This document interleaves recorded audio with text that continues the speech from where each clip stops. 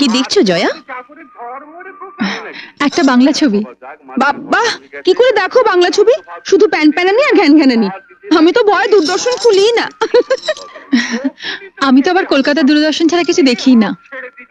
তোমার বাপের বাড়িতে টিভি আছে?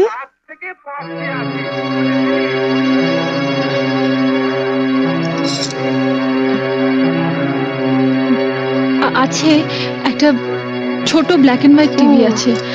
আসলে আমাদের কেবল কানেকশন নেই তো, তাই ওই কলকাতা দূরদর্শনের প্রোগ্রাম দেখতে দেখতেই অভ্যস্ত হয়ে গেছি। এবার অভ্যেসটা বদলাও। ওটা বন্ধ করো আর কেবল টিভি দেখো। এখন আমরাও তো দেখবো। একটা দারুণ হিন্দি ছবি আছে। কি ছবি? হাম আপকে হ্যায় কৌন।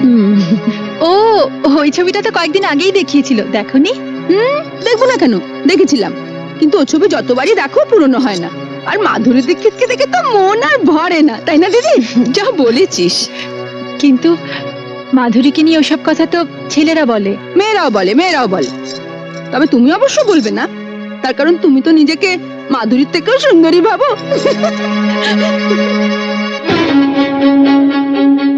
আমি ভাবি না মেজদি, তবে আমি জানি আমি কি। একেবারে পাতে দেওয়া যায় না এমন হতকুচ্ছিত আমি নই, তাই না? নইলে এ পাড়ায় যাদের বাড়িতে পড়াতে আসতাম তাদের বাড়িতে মা আমাকে দেখেই সঙ্গে সঙ্গে তার ছোট ছেলের বউর জন্য পছন্দ করে ফেলতেন না।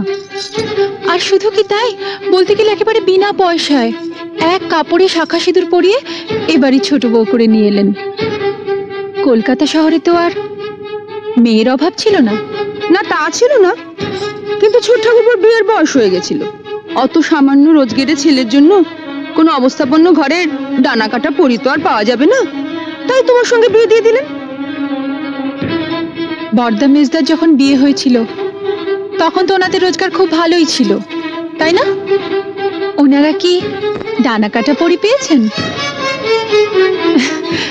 আচ্ছা দিদি, কিছু মনে করো না। তোমাদের দেওরের যদি রোজগার ভালো হতো আর তার যদি বড়লোকের সুন্দরী মেয়ের সঙ্গে বিয়ে হতো, তাহলে তাহলে তোমাদের কি লাভ হতো বলো তো? আমাদের আবার কিসের লাভ? ও মা, তাতে যদি তোমাদের কোনো লাভই না হলো, তাহলে আমি যেমন আমাকে তেমন ভাবে মেনে নিতে তোমাদের অসুবিধা কিসের? আমি তো তোমাদের বাড়া ভাতে ছাই দিতে আসিনি, বা আমি জোর করেও আসিনি। তাহলে আমাকে নিয়ে তোমাদের এত গায়ের জ্বালা কেন? বরং আমার স্বামী যদি বেশি রোজগার করত আর আমি বড়লোকের মেয়ে হতাম, তাহলে কিন্তু তোমাদের অনেক অসুবিধে হতো। অসুবিধে হতো? কিসের অসুবিধে? তাহলে এই মুহূর্তে টিভিটা আমিই দেখতাম, আমার পছন্দ মতো দূরদর্শনের বাংলা ছবির চ্যানেল।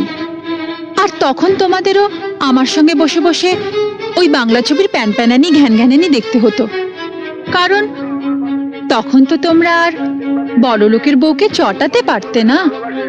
তাই যা হয়েছে ভালোই হয়েছে, সাপে বর হয়েছে, এইটা ভেবেই শান্তি পাও।